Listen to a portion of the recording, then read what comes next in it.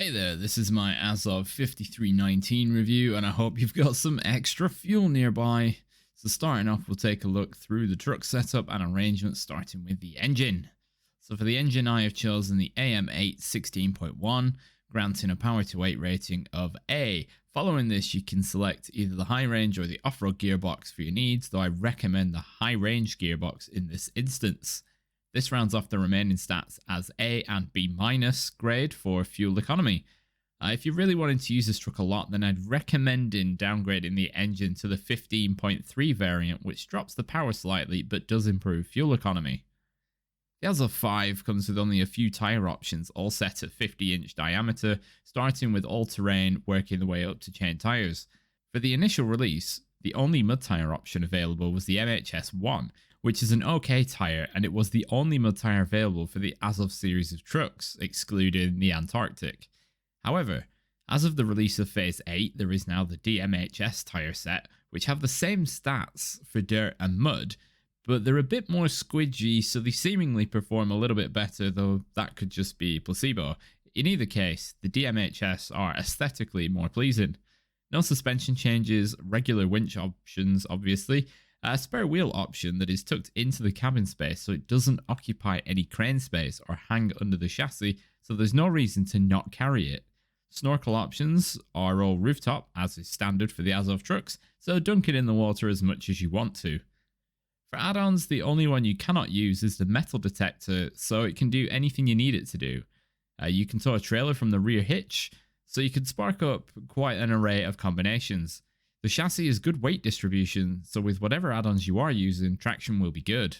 You can use a crane and a flatbed combo with this truck, but in this setup you cannot tow a trailer, though this could be easily remedied by actually just moving the crane towards the cabin, because for some reason with the flatbed, the crane is near the midpoint of the truck.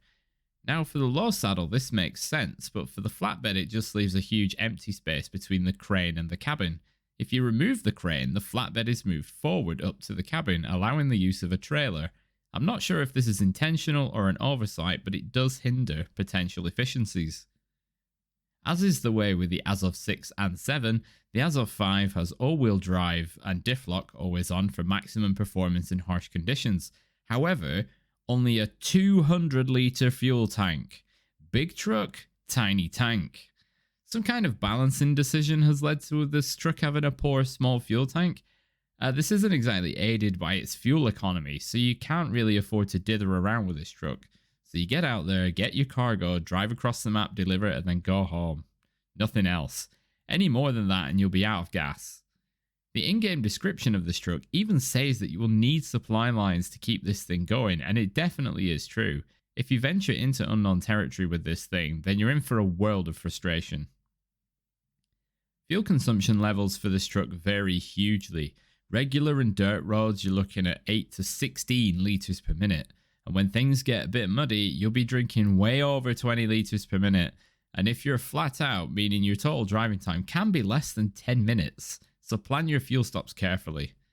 Despite the high consumption values, the truck will do its best to smash through any mud you throw at it. So it's potentially saving time in getting through the mud in the first place, but you'll expend a lot of fuel doing so, and if you ease off, you'll have to just start from low range or automatic again. As you've been watching, you've seen the long logs and metal beams being hauled around. This truck is actually great for long logs. Some trucks do struggle a fair bit with the weight of the long logs, but the Azov 5 says, yeah, so what, easy, until it runs out of fuel. On to summarise the pros of this truck include, it is very fast, all-wheel drive and diff lock always on, got great weight distribution, it's got a low center of mass, it's great for logging, high snorkel, bodywork is a bit more resilient to damage, and it can use all add-ons except the metal detector. And the cons of this truck include 200-litre fuel tank and an equally poor fuel economy, so it's not a good hard mode option, and it can't run a crane flatbed trailer combo. So to sum up, it's a 7 out of 10 for me. Some tweaking to add-on positions would be of great benefit for this truck, and even if the fuel tank was increased by just 25%, it would make such a difference. Definitely avoid this one for hard mode, as it'll drain your wallet quicker than your fuel tank. But if you haven't tried it yet, slap on the high range gearbox and take it for a spin. So I want to thank you all very much for watching. If you found this video useful, then please let me know down below. And if you could give the video a like, as it really helps the channel out, and have a great day.